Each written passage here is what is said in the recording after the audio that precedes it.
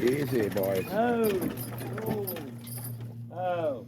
Looking for a load of shit? No.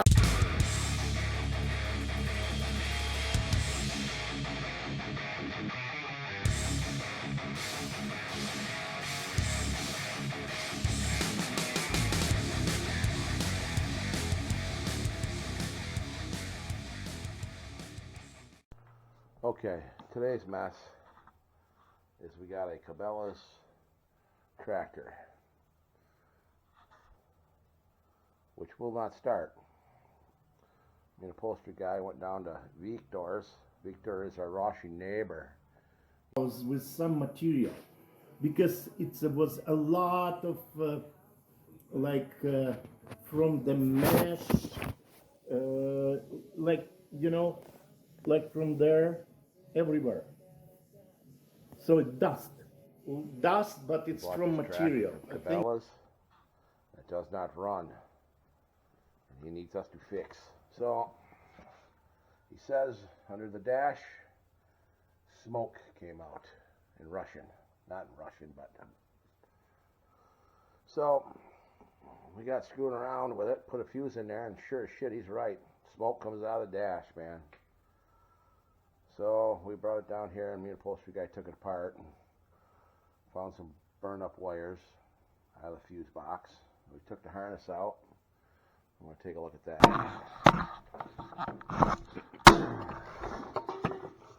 So we got looking at the harness, now the fuse box. We found this pinched wire. So that was pinched right off to the frame, causing that fuse to basically melt when they put a 20 ampere in there instead of a 10. And then which damaged that wire there. Real bad, but it's screwed up. And then it come down somehow and burn out this, shorted this all out. I think this is maybe power down here. I don't know what the hell this is, but this wire here was melted all the way up through. Damaged the rest of these. The rest of them we were able to tape up. We're going to, of course, this was the wire in this side of the connector that is burned up to bare metal, or bare wires. So we'll run a new wire from this place here. We'll bypass this connector just to see if it works. I don't know if you can even buy a harness for this thing. We haven't really checked into that. It's kind of hard getting any information. You call a TYM dealer, which is a TYM tractor, which tell them it's a Kubota, and you give them their conversion of what model it is, and they just become stupid and can't help you. Found one old boy, he helped me, got me a wire diagram. In the end, it really was no help anyhow, but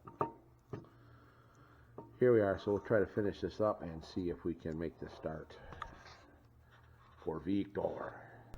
Okay, we got our harness half-ass fixed. See if we can't have another dash fire here with this ensemble. I'm just afraid to go buy a harness. I ain't even priced one, see if we can even get one.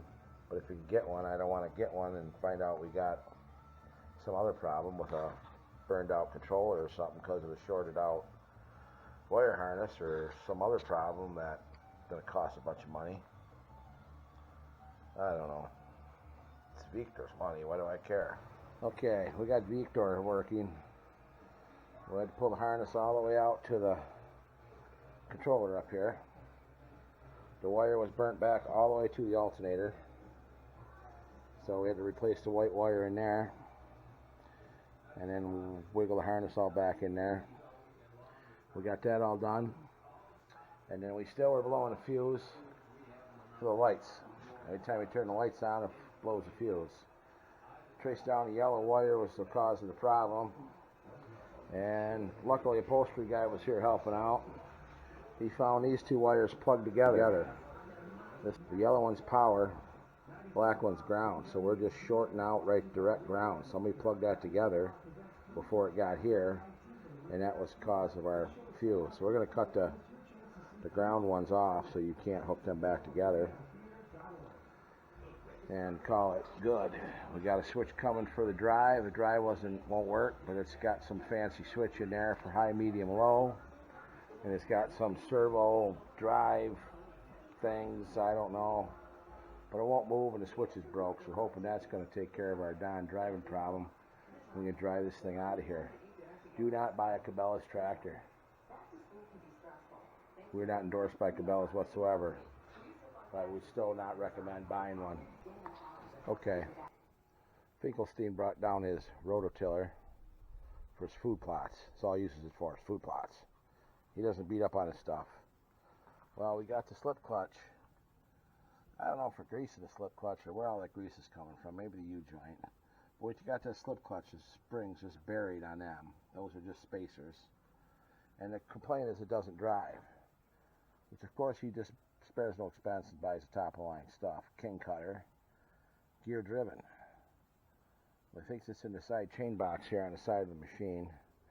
He says there's a chain in there. So what says it's a gear driven? I would assume they're not just talking about that angle gearbox, that it's gear driven all the way through instead of a chain. But no, he swears there's a chain in there. So he took the side cover off, and sure as shit, there's gears in there. So we got a no drive condition of the tine rotor here. So we've been trying to troubleshoot that. We determined that the stub shaft is somehow separated from the rotor tine shaft. Because we can turn this the wrong way. So that shaft turns, but the rotor tine shaft does not. Meaning there's something clogged up in there. So we'll take the gearbox off and see what we got, but he's easy on this stuff. We eliminated the shear point. That's why there's a slip clutch or a shear bolt, so this stuff doesn't happen. Dumbass. Okay, I don't know if he took any photos of this, but Finkelstein, he says he's not hard on his stuff. So he's got the slip clutch burnout, so he's got everything jammed tight there. Springs are now just spacers or crushed. Well, so he's got no slip. So gear drive, man, that's not going to slip. So right here's where it slips. We break the weld off this 2-inch shaft that's welded to the tine rotor here. So that became our shear point. He's not hard on stuff. He takes good care of stuff too. Only thing you maybe did is over grease like the U-joint right there. The rest of it, this is bent. That should bend before it shears slips, yeah, for sure. Okay, so we're hard up for work. So we're back working on our rototiller project here for Finkelstein logging. We've got our hub on this one side. This other side we had to weld on the broken stub shaft. Of course, this has been sitting outside for a while in the rain. It's getting rusty. We got new bearings for it, new seals for it. Seals go in there backwards. You know, one is to keep kind of shit out, and one is to keep friggin' oil or grease in. So they go reverse, and you would kind of got to pay attention to what you're doing when you're doing that.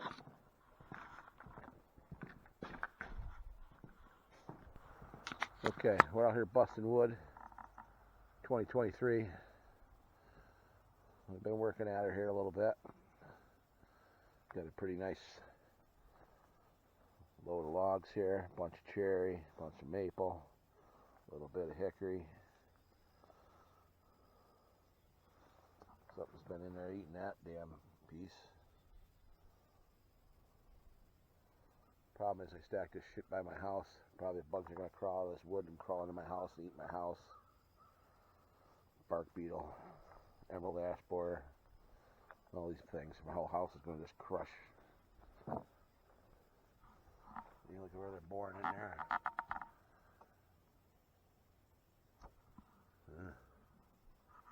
Don't look good at all. I'll have to cut that up, see what's in it.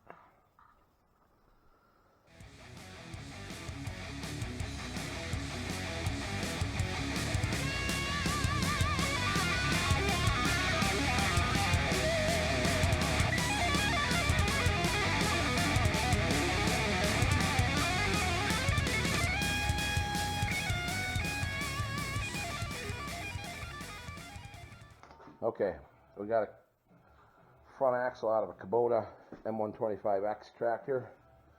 This is the front pivot. Looks like they over-greased it and ruined it. This is a little bushing that fits on there. And of course that's not going to work. And basically it helps align the drive shaft on the other side, the input shaft, which is wearing the spine's weird, which is probably partly caused by that. Here's the trunnion bearing. That's got the same problem, but that's only like $116 part or something crazy. How can you believe that's $116? But anyhow, so we're not going to fix that. That's just there for visual reference. So we're going to try to put this on the mill. We're going to mill her down some, make a sleeve, slide the sleeve over, and then we got a new bushing coming, and hopefully the stock parts will fit on there, so maybe next time we don't wear it past the bushings, but I doubt that'll happen. Okay, we got this kind of half-assed set up. We're missing some nuts for our hold downs, but we made some hold downs out of some angle iron and some threaded rod. Looks like we're going to have enough depth. Get the boring bar in there and be able to do our job. Everything's looking good. We're going to screw this up somewhere along the line.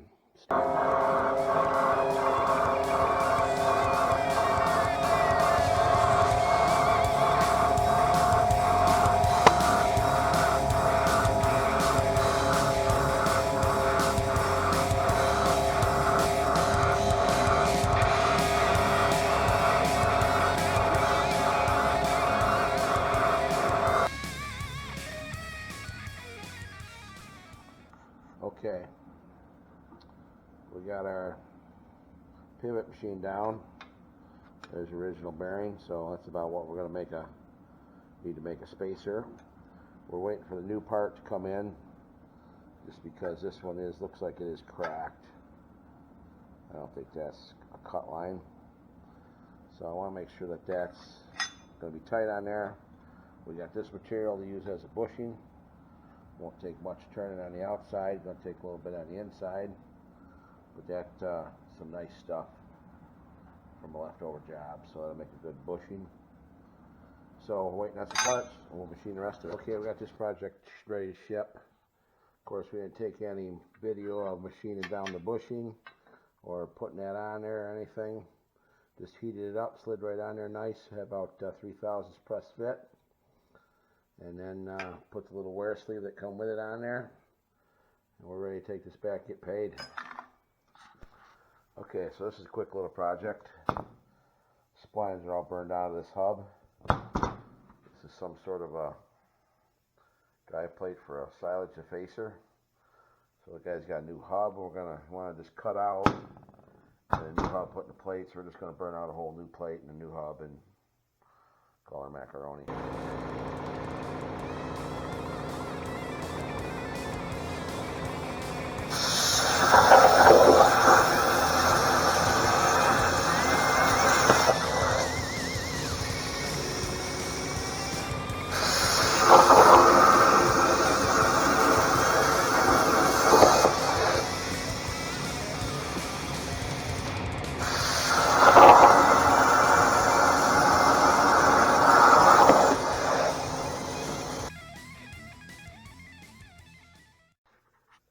Okay, we burned out the new plate. You saw, and we welded the hub on here. This is all ready to ship.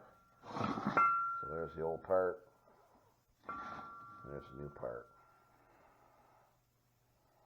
Should be okay. Okay, today's project is we got to bore out some holes in these loader uprights. This is goes on a case tractor. The loader frame would go here. The cylinder would go there. And then these two drop into like saddles that go on these pins. So there was a solid pin here, but apparently the customer kept ripping this apart here. So the idea is, I guess they're going to enclose it into a circle and make this a pin-on thing instead of just slopping onto a saddle. It'll be fully enclosed, and hopefully they won't tear it up so bad. Our job is to basically bore these out for the pin to match, and then there's a plate that goes over top to reinforce. however it goes, and then he wants the same size hole bored in that fit the pin. Doesn't have to be super tight, it's just a loader. And that one's already done. So we got this frame set up on the mill, and we just take the boring head and bore the hole out bigger, flip it over, line it up, bore the other side out. It's pretty boring shit, but check it out.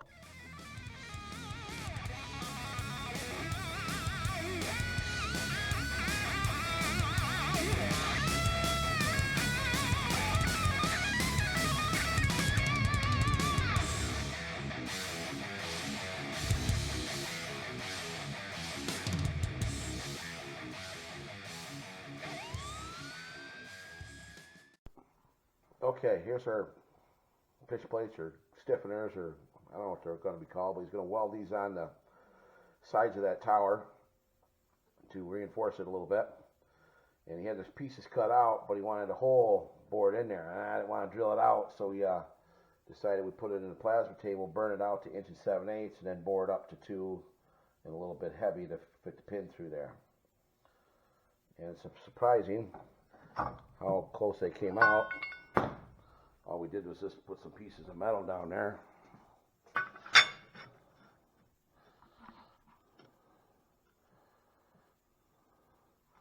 But there's pretty much all the holes lined up, and the plates are close enough for what we're doing here. Saves burning out new plates, which would have been probably easier, because this hole is probably good enough to put a pin through. We wouldn't need to bore them, but we got to do it H-Man's way, because anybody knows H-Man, you got to do it H-Man's way, or you'll hear about it, and you don't want to hear about it. Trust me, because I've heard it.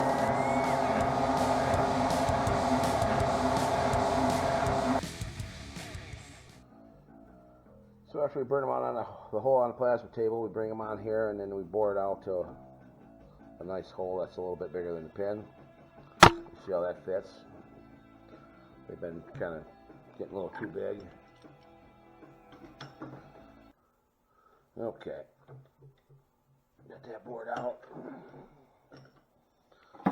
Check our pin fit, make sure it falls through there. All this shit's going to get welded together. Yeah, that's probably good enough. Should have been tighter, but maybe it'll be fine.